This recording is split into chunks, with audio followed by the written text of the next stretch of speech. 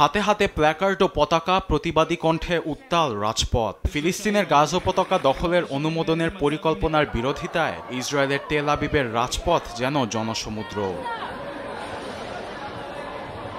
Israeli প্রধানমন্ত্রী Benjamin Netanyahu বিরোধী আন্দোলনে শনিবার তেল আবিবের সামরিক দপ্তর প্রাঙ্গণে অবস্থান নেন 10,000-এরও বেশি মানুষ। তাদের দাবি, গাজা দখলে সামরিক আগ্রাসন বন্ধ ও জিম্মি মুক্তি। বন্দীদের ক্ষতি হলে নেতানিয়াহুর শেষ দেখে নেয়ারও হুঙ্কার দেন স্বজনরা। ইসরায়েলেই নয়, নেতানিয়াহু বিরোধী আন্দোলনে উত্তাল বিশ্বের নানা প্রান্ত।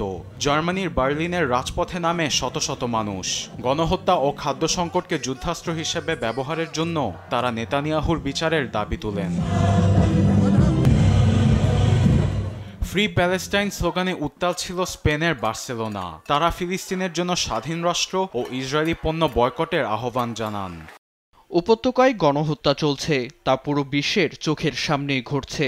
ইসরায়েল তা স্বীকার করছে না, তার উপর আবার গাজা দখলের অনুমোদন। এসব দেখে বসে থাকা যায় না। একই দাবিতে থালাবাসন ও ফিলিস্তিনের পতাকা হাতে রাস্তায় নামে চিলির জনগণ। ইসরায়েলের সঙ্গে কূটনৈতিক সম্পর্ক ছিন্নেরও দাবি তোলেন বিক্ষুব্ধরা। উত্তাল ছিল আর্জেন্টিনার বুয়েনোস আয়ার্সও। ইসরায়েল গাজায় জাতিগত নিধনের মতো একের পর এক জঘন্য অপরাধ করে যাচ্ছে, আর পশ্চিমা বিশ্ব বসে বসে তার সমর্থন দিচ্ছে।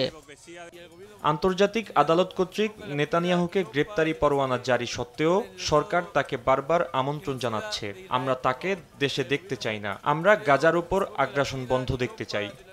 ফিলিস্তিনের পক্ষে পুরো বিশ্ববাসীর সমর্থনে ইসরায়েলি প্রধানমন্ত্রীর উপর ক্রমেই চাপ সৃষ্টি হচ্ছে। আরবিদ আফসার, নিউজ ডেস্ক, দেশ টিভি।